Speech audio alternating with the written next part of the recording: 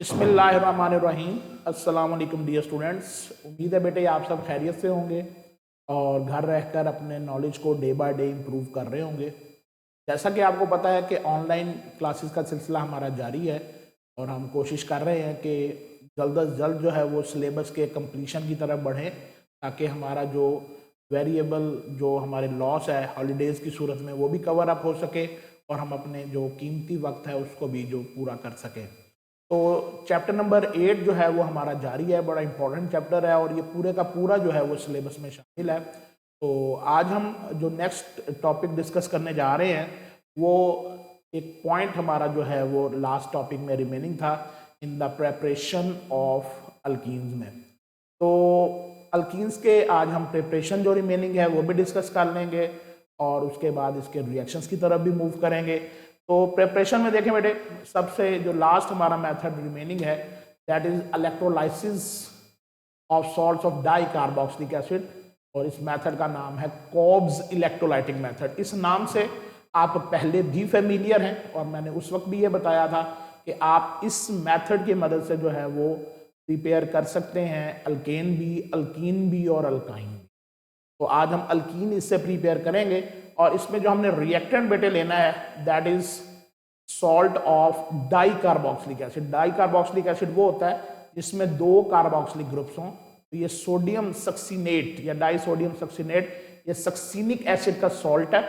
इसको हम वाटर में डिजोल्व करके और इसमें से हम आयोनाइजेशन के लिए जो है वो इलेक्ट्रोलाइसिस करवाते हैं यानी करंट गुजारते हैं। जैसे ही करंट इसमें से गुजरता है तो ये नेगेटिव और पॉजिटिव आयंस में स्प्लिट हो जाता है जिसे हम आयोनाइजेशन का नाम देते हैं। तो डाई सोडियम सक्सीनेट या सक्सीनिक एसिड का सॉल्ट या salt of di carboxylic acid जो हमने एज ए रिएक्टेंट लिया है पानी में हल करके जब उसको में से करंट गुजारा जाता है तो वो नेगेटिव और पॉजिटिव आयंस में कन्वर्ट हो जाता है। अब जैसा कि आपको पता है कि फॉरन नेगेटिव आयन जो है it will move towards anode. Anode पर लास्ट टाइम भी बात हुई थी कि ये जो नेगेटिव आयन है सक्सीनिक एसिड के सॉल्ट का ये नेगेटिव चार्ज दोनों ऑक्सीजन पर मौजूद है तो ये दोनों ऑक्सीजन में से एक एक इलेक्ट्रॉन देंगे और फ्री रेडिकल में कन्वर्ट हो जाएंगे। तो लास्ट जो अल्केन की प्रिपरेशन थी उसमें भी जो नेगेटिव आयन था उसने एक इलेक्ट्रॉन दिया था और वो भी कन्वर्ट हो गया था इनटू फ्री रेडिकल। तो ये अब फ्री रेडिकल की फॉर्मेशन यहाँ पर आप देख सकते हैं कि वो हो गई है। दो इलेक्ट्रॉन, एक ऑक्सीजन ने एक इलेक्ट्रॉन दिया, दूसरे ऑक्सीजन ने दूसरा इलेक्ट्रॉन दिया और इस तरह से एक हमारे पास फ्री रेडिकल की फॉर्मेशन हुई। अब अगले स्टेप में ये होगा कि ये फ्री रेडिकल जो है ये हाईली रिएक्टिव स्पीशी है तो ये फौरन ये ऑक्सीजन जो है ये इलेक्ट्रॉन यूज करके इस कार्बन के साथ बॉन्ड डबल करेगा। कार्बन इधर बॉन्ड बनाने के लिए अपना ये बॉन्ड ब्रेक कर देगा विद द कार्बन और इस कार्बन के पास भी एक इलेक्ट्रॉन आ जाएगा, इस कार्बन के पास भी एक इलेक्ट्रॉन आ जाएगा और ये दोनों आपस में शेयर करके इथीन बना लेंगे और साथ में दो मॉलिक्यूल्स कार्बन डाइऑक्साइड के रिलीज हो जाएंगे। तो इस तरह से जो हमारे पास नेगेटिव आयन है डाई सोडियम सक्सीनेट सॉल्ट का वो कन्वर्ट हो जाएगा इथीन में। जबकि कैथोड पर क्या होगा, वाटर मौजूद है, दो इलेक्ट्रॉन एनोड से मूव करके आ गए हैं जो हाइड्रोक्सल आयन और हाइड्रोजन गैस प्रोड्यूस करेंगे। तो फिर सोडियम आयन और हाइड्रोक्सल आयन आपस में रिएक्ट करके सोडियम हाइड्रोक्साइड की फॉर्मेशन को कंप्लीट कर देंगे। तो इस तरह से हमारे पास फॉर्मेशन होगी सोडियम हाइड्रोक्साइड। अब हम बढ़ते हैं टूवर्ड्स द फिजिकल प्रॉपर्टीज क्योंकि हमारा जो कॉब्स इलेक्ट्रोलाइटिक मेथड है वो एक ही मेथड जो है वो हमारा रिमेनिंग था in the preparation of alkenes में। तो कहता है जी फर्स्ट थ्री मेंबर्स जिसमें इथीन, प्रोपीन और ब्यूटीन शामिल है ये गैसेज एट रूम टेम्परेचर है जबकि कार्बन नंबर 5 से लेकर कार्बन नंबर 15 तक के जो अल्कीन मेंबर है वो लिक्विड है और इससे हायर मेंबर्स जो है वो सॉलिड्स हैं। तो आप देख सकते हैं कि जैसे जैसे कार्बन एटम की तादाद में इजाफा हो रहा है वैसे वैसे जो है वो फिजिकल स्टेट में भी चेंज आ रहा है और पहले गैस फिर लिक्विड और फिर सॉलिड में अल्टीमेट कन्वर्जन हो जाती है। ये भी इनसॉल्युबल इन वाटर है लेकिन ये अल्कोहल वगैरह नॉन पोलर सॉल्वेंट्स में हल हो जाती हैं। कैरेक्टरिस्टिक स्मेल होती है और ये एक ल्यूमिनस फ्लेम के साथ बर्न होती है यानी चमकदार का शोला होता है जब इनको आग लगाई जाती है और इनमें sp2 हाइब्रिडाइजेशन होती है और इस वजह से इनमें थोड़ा सा पोलर करैक्टर जो है वो डेवलप हो जाता है जबकि अल्केन्स में ये पोलर करैक्टर उस तरह से डेवलप नहीं होता। अब उसके बाद एक शॉर्ट क्वेश्चन है reactivity of a pi bond. यहाँ इसको इस तरह से पूछा जा सकता है कि why alkenes are more reactive than alkanes, कि अल्कीन्स अल्केन के मुकाबले में ज़्यादा रिएक्टिव क्यों हैं। तो उसमें आपने ये बताना है कि अल्कीन्स में पाई बॉन्ड होता है, और पाई बॉन्ड आप चैप्टर नंबर 6 पार्ट 1 में भी पढ़ चुके हैं। ये parallel overlapping of partially filled atomic orbital से बनता है, और इसमें इलेक्ट्रॉन डेंसिटी या तो above the plane of the nuclei होती है या below the plane of the nuclei होती है। तो इसलिए फिर इलेक्ट्रॉन की जो फाइंडिंग होती है वो थोड़ी सी ईजियर हो जाती है फॉर द इलेक्ट्रोफाइल, क्योंकि ये एक लूज बॉन्ड होता है और इसको कम एनर्जी देकर ब्रेक किया जा सकता है। तो इसलिए चूंकि पाई बॉन्ड एक वीक बॉन्ड है और इसलिए इसको ब्रेक करना कम एनर्जी रिक्वायर करता है। यही वजह है कि अल्कीन्स ज़्यादा रिएक्टिव होती हैं एज कंपेयर टू कारस्पॉन्डिंग अल्केन्स। तो इस तरह से आप इसकी रिएक्टिविटी को एक्सप्लेन करेंगे और आप ये बताएंगे कि अल्कीन्स जो हैं वो पाई बॉन्ड के वीक होने की वजह से ज़्यादा रिएक्टिव होती हैं एज कंपेयर टू अल्केन्स। अब बढ़ते हैं बेटे हम towards the reactions of alkenes. Alkenes के रिएक्शन थोड़े से आसान भी हैं, मैं समझता हूँ, क्योंकि इसमें जो भी एडिशन होनी है मॉलिक्यूल पर वो at the position of pi bond होनी है। तो पाई बॉन्ड एक इजी टास्क है इलेक्ट्रोफाइल्स के लिए, जहां पर वो अप्रोच कर सकते हैं और फाइनल प्रोडक्ट की फॉर्मेशन कर सकते हैं। तो सबसे पहले अगर आप देखें तो एडिशन रिएक्शन है, तो एडिशन ऑफ हाइड्रोजन या हाइड्रोजनेशन, ये इसका पहला रिएक्शन है।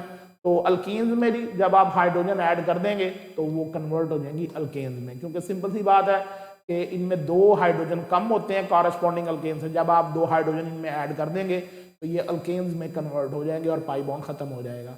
कहता है जी hydrogenation is a process in which a molecule of hydrogen is added to an alkene in the presence of a catalyst at a moderate pressure of 1 to 5 atmosphere. To give a saturated compound, the process is known as catalytic hydrogenation. तो चूंकि ये hydrogenation एक catalyst की मौजूदगी में करवाई जाती है, इसलिए हम इसे कैटालाइटिक हाइड्रोजनेशन का नाम कहता है जी। It is highly exothermic process, और इसमें भी हीट इवॉल्व होती है और इसे हम हीट ऑफ हाइड्रोजनेशन का नाम देते हैं। तो कहता है कि ज़्यादातर अल्कीन में जिसमें एक डबल बॉन्ड होता है तो ये 120 किलो जूल पर मोल के करीब होती है, और अगर डबल बॉन्ड ज़्यादा हो तो ये उससे भी ज़्यादा रिलीज कर सकते हैं। तो इसमें जो कैटालिस्ट यूज होते हैं वो प्लाटिनम या प्लाडियम है, ये एक्सपेंसिव कैटालिस्ट हैं, या फिर उनके अल्टरनेटिव के तौर पर एक रेने निकल हम यूज़ करते हैं। निकल जो है वो उसको थोड़ा सा हम प्रोसेस करवा कर रेने निकल में कन्वर्ट करते हैं, उससे इसकी एफिशिएंसी बढ़ जाती है। ये कोलाइडल निकल होता है, कोलाइडल निकल थोड़ा सा ज़्यादा सरफेस एरिया रखता है और इसमें इसी वजह से एफिशिएंसी ज़्यादा होती है। तो ये शार्ट क्वेश्चन अलहदा से भी पूछा जा सकता है कि रेने निकल कैसे प्रिपेयर किया जाता है। तो आपने कहना है कि रेने निकल इज प्रिपेयर्ड बाय ट्रीटिंग निकल aluminium alloy with caustic soda. ये निकल एल्यूमिनियम एलॉय है, इसको हम सोडियम हाइड्रोक्साइड यानी कास्टिक सोडा से रिएक्ट करवाते हैं और वो कन्वर्ट हो जाता है निकल in the form of fine suspension, या जिसका सरफेस एरिया ज़्यादा होता है, कोलाइडल निकल होता है, और इस निकल का सरफेस एरिया ज़्यादा होने की वजह से इसकी एफिशिएंसी भी ज़्यादा होती है। साथ में सोडियम एल्यूमिनेट बनता है और हाइड्रोजन गैस लिबरेट होती है। इसी की मौजूदगी में ज़्यादातर अल्कीन्स जो हैं वो 100 डिग्री या 200 डिग्री तक जो है वो मैक्सिमम टेम्परेचर पर कन्वर्ट हो जाती हैं इनटू कारस्पॉन्डिंग अल्कीन्स। तो ये ब्यूटेन में जो है वो कन्वर्ट किया गया है। डबल बॉन्ड पर बासानी हाइड्रोजन की एडिशन हुई है, और जितने number of carbon atom alkenes में थे उतने ही number of carbon atom alkanes में है। तो इस तरह बड़ी आसानी के साथ जो है वो प्रोडक्ट बन सकता है इन द प्रेजेंस ऑफ निकल। अब दूसरा जो इसका रिएक्शन है बेटे, that is the addition of hydrogen halide. आपको पता है हाइड्रोजन हेलाइड में जो कॉमनली हम HCl लेते हैं, HBr लेते हैं, HI लेते हैं, जबकि HF अमूमन नहीं लिया जाता due to its high reactivity of fluorine, मतलब फ्लोरीन की वजह से। तो कहता है alkenes react with dry gaseous hydrogen halide to form alkyl halide. The order of reactivity of halogen is given. सबसे ज़्यादा फास्ट हाइड्रोजन आयोडाइड करेगा, फिर HBr करेगा और फिर HCl करेगा। तो ये एक जनरल रिएक्शन उसने यहाँ पर शो किया हुआ है। ये अल्कीन है और ये हाइड्रोजन हेलाइड है जनरल, और ये प्रोडक्ट बन रहा है अल्काइल हेलाइड। तो इसको अगर आप in the form of ethene लें तो CH2 डबल बॉन्ड CH2, एक कार्बन पर हाइड्रोजन ऐड होगा CH3 बन जाएगा और दूसरे पर क्लोरीन ऐड होगा। तो इस तरह से इथाइल क्लोराइड या क्लोरोइथेन या अल्काइल हेलाइड भी इसको आप कॉमनली कह सकते हैं। तो अल्काइल हेलाइड जो है वो प्रोड्यूस होता है। नीचे वो इसका एक मैकेनिज्म शो कर रहा है, कहता है जी the addition of hydrogen halide to an alkene takes place in 2 step. इसके 2 स्टेप हैं। सबसे पहले देखें जी, अल्कीन जो है वो एक प्रोटॉन एक्सेप्ट करता है from hydrogen halide pi bond को यूज करते हुए। जब ये पाई बॉन्ड को यूज करेगा, एक प्रोटॉन एलिमिनेट कर देगा फ्रॉम हाइड्रोजन हैलाइड, तो वहां से ये एड अप हो जाएगा किसी एक कार्बन पर और X नेगेटिव जनरेट होगा जो एनाइन की सूरत में होगा। अब देखिए बेटे, यहां पर आपने ये याद रखना है कि ये पाई इलेक्ट्रॉन जो है वो एक कार्बन को यूज करेगा, या ये कार्बन या ये कार्बन, तो दूसरे कार्बन के पास एक इलेक्ट्रॉन की डेफिशिएंसी हो जाएगी, इसलिए उस पर पॉजिटिव चार्ज आ जाएगा, तो इसलिए कार्बोकेटाइन बनेगा और एक एनाइन बनेगा। उससे अगले स्टेप में अल्टीमेटली पॉजिटिव आइन जो है वो नेगेटिव को अट्रैक्ट करेगा और अल्काइल हैलाइड की फॉर्मेशन जो है वो कंप्लीट हो जाएगी। तो बज़ाहिर ये बड़ा सिंपल सा रिएक्शन है जो 2 स्टेप में कंप्लीट हो जाता है। तो यहां पर कहता है कि अगर आपने हाइड्रोजन हैलाइड की एडिशन करनी है तो आपने एक रूल के तहत जो है वो हमेशा एड अप करना होता है, और इस रूल का नाम है मार्कोवनिकोव रूल। Markovnikov rule. इससे पहले जो हमने बेटे एग्जांपल दी है इथीन की, इथीन एक सिमेट्रिकल अल्कीन है, यानी इसमें दोनों तरफ डबल बॉन्ड के कार्बन एटम्स बराबर तादाद में मौजूद हैं, इसलिए जिस मर्जी कार्बन पर आप हाइड्रोजन लगा दें, जिस मर्जी कार्बन पर आप क्लोरीन लगा दें, कोई फर्क नहीं पड़ता। लेकिन प्रॉब्लम उस वक्त अराइज करता है जब हमारे पास कोई अनसिमेट्रिकल अल्कीन हो, जैसे ये आपके पास साफ प्रोपीन है, ये अनसिमेट्रिकल अल्कीन है, इसमें डबल बॉन्ड के दोनों तरफ कार्बन एटम्स की तादाद बराबर नहीं है। तो ऐसी सूरत हाल में कि भी किस कार्बन पर हाइड्रोजन लगाया जाए और किस कार्बन पर हैलोजन लगाया जाए, तो उसके लिए जरूरी होता है कि हम एक रूल को अंडरस्टैंड करें जिसका नाम है मार्कोवनिकोव। ये रूल क्या कहता है? बड़ा सिंपल रूल है।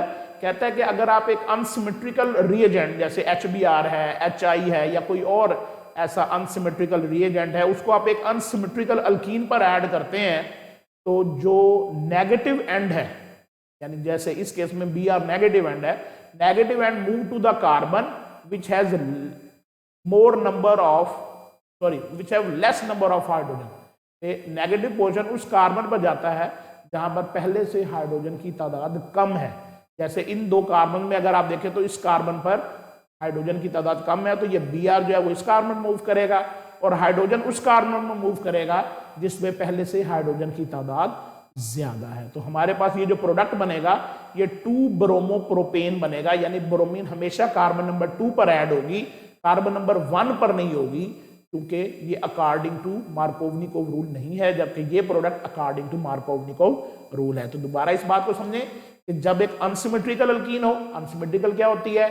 जिसमें कार्बन एटम के दोनों तरफ का नंबर ऑफ कार्बन एटम्स की तादाद डिफरेंट हो, जैसे इस केस में है, उसमें जो नेगेटिव रिएजेंट होता है वो उस कार्बन पर जाता है जिस पर हाइड्रोजन की तादाद कम होती है, और इसे हम मार्कोवनिकोव रूल का नाम देते हैं। इसको आप अपोजिटली इस तरह से याद कर सकते हैं कि उसका पॉजिटिव एंड या हाइड्रोजन उस कार्बन पर जाता है जिस पर पहले से हाइड्रोजन ज्यादा होते हैं। तो ये 2 ब्रोमोप्रोपेन बनेगा, क्योंकि इसमें कार्बन नंबर 2 जो है इस पर हाइड्रोजन कम थे, वहां पर ब्रोमीन नेगेटिव चला गया और दूसरे पर हाइड्रोजन आ। तो ये रूल हमारे पास बेटे बड़ा इंपॉर्टेंट छोटा सा रूल कहलाता है मार्कोवनिकोव रूल। उसके बाद बेटे अगला रिएक्शन है अल्कीन का, एडिशन ऑफ सल्फ्यूरिक एसिड। तो सल्फ्यूरिक एसिड के साथ अल्कीन्स रिएक्ट करती हैं when it is cold and concentrated, they are dissolved because they react by addition to form an alkyl hydrogen sulphate. तो ये इथीन है और ये सल्फ्यूरिक एसिड का हमने इलेक्ट्रॉनिक स्ट्रक्चर यहाँ पर लिखा हुआ है ताकि हम रिएक्शन को अंडरस्टैंड कर सकें।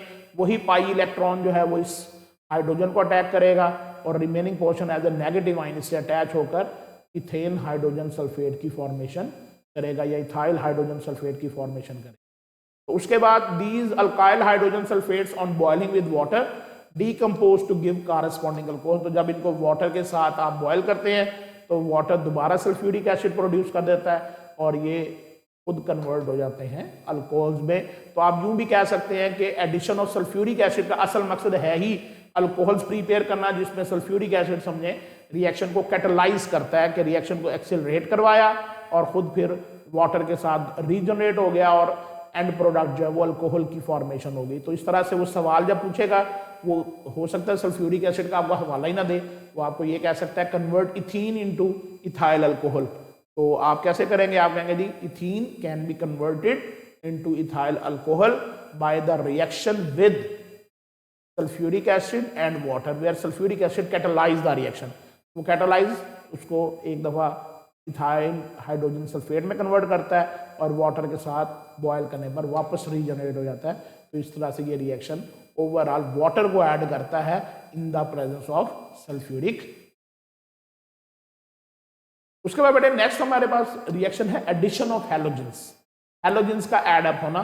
तो अल्कीन्स हैलोजेंस के साथ भी रिएक्शन करती हैं और इसमें जो सॉल्वेंट यूज होता है वो ज़्यादातर कार्बन टेट्राक्लोराइड यूज होता है और ये बड़ा आसानी से रिएक्शन रूम टेम्परेचर पर ही कंप्लीट हो जाता है। तो ये इथीन है, जब इसका हैलोजन से रिएक्शन होगा तो दोनों कार्बन्स पर जिनके दरमियान पाई बॉन्ड मौजूद है एक एक हैलोजन एटम अटैच हो जाएगा, जिससे चूंकि लगातार 2 कार्बन पर ऐड होगा इसलिए बनने वाला डाइहलाइड जो होगा वो विसनल डाइहलाइड होगा। तो इस तरह ब्रोमीन और क्लोरीन जो है वो आसानी से ऐड हो जाते हैं, जबकि फ्लोरीन 2 रिएक्टिव है इसलिए जो है वो रिएक्शन कंट्रोल नहीं होता। लेकिन आयोडीन को अगर करवाएं तो वो इतना स्लो है कि वो बहुत मुश्किल से या रिएक्शन ना होने के बराबर होता है। अब जरा इसका मैकेनिज्म अंडरस्टैंड करते हैं। वैसे तो ये ब्रोमीन एक नॉन पोलर मॉलिक्यूल है, लेकिन कहता है जब इस पर अल्कीन अप्रोच करती है तो ये स्लाइटली पोलर हो जाता है। देखें आप ब्रोमीन में अमूमन चूंकि इलेक्ट्रोनेगेटिविटी बराबर है तो इसलिए हम ये पॉजिटिव और नेगेटिव शो नहीं करते, लेकिन जब अल्कीन अप्रोच करती है तो इनमें से एक bromine slight positive charge polarise हो जाता है और एक स्लाइड नेगेटिव चार्ज गेन कर लेता है। तो पाई इलेक्ट्रॉन जो है ये अटैक करेंगे स्लाइटली पॉजिटिव ब्रोमीन से और उसको अपने साथ अटैच करके ब्रिज की सूरत में बनाएंगे ब्रोमोनियम आयन। ये आपके सामने जो आयन बना हुआ है जिसमें ब्रोमीन पर पॉजिटिव चार्ज है, क्योंकि एक बॉन्ड अमूमन ब्रोमीन बनाता होता है लेकिन यहाँ पर ये 2 बॉन्ड बना रहा है इसलिए इस पर पॉजिटिव चार्ज है और ये 2 कार्बन्स के दरमियान एज अ ब्रिज मौजूद है और साथ में ये वाला एक ब्रोमीन जो इलेक्ट्रॉन पेयर ले गया ब्रोमोनियम आयन के साथ से, तो ये ब्रोमाइड आयन कहलाएगा। तो 2 प्रोडक्ट बनेंगे पहले स्टेप में, ब्रोमोनियम आयन और ब्रोमाइड आयन। जबकि इससे बेटे अगले स्टेप में क्या होगा, तो देखिए ब्रोमीन इलेक्ट्रोनेगेटिव देन कार्बन है तो ये कार्बन पर इस पर भी पॉजिटिव चार्ज जनरेट करेगा, इस पर भी पॉजिटिव चार्ज जनरेट करेगा।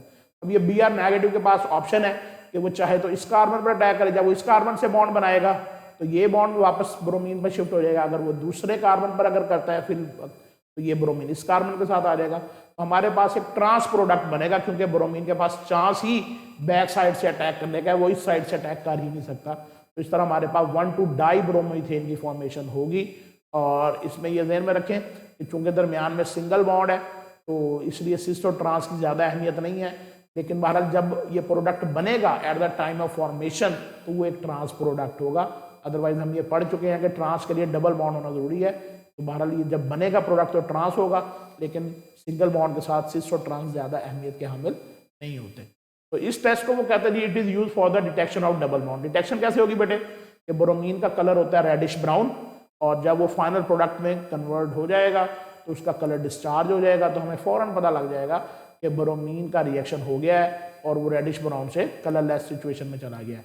और अगर आप यही ब्रोमीन किसी अल्केन में डालेंगे तो चूंकि ब्रोमीन उससे रिएक्शन नहीं करेगी इसलिए इसका कलर डिस्चार्ज नहीं होगा। तो इसलिए डबल बॉन्ड है या नहीं है ब्रोमिनेशन से पता चल सकता है। अगर तो ब्रोमीन का कलर डिस्चार्ज हो जाता है तो डबल बॉन्ड मौजूद है और अगर कलर डिस्चार्ज नहीं होता तो डबल बॉन्ड मौजूद नहीं है, वो सिंगल बॉन्ड हो सकता है यानी अल्केन हो सकते हैं। तो ये 1,2 डाई ब्रोमोइथेन बनेगा with the help of bromonium ion and bromide ion और ये at the time of formation ये ट्रांस प्रोडक्ट होगा और ये डिटेक्शन ऑफ डबल बॉन्ड के लिए टेस्ट। तो ये बेटे आज हमने हाफ रिएक्शन इसके डिस्कस करनी है।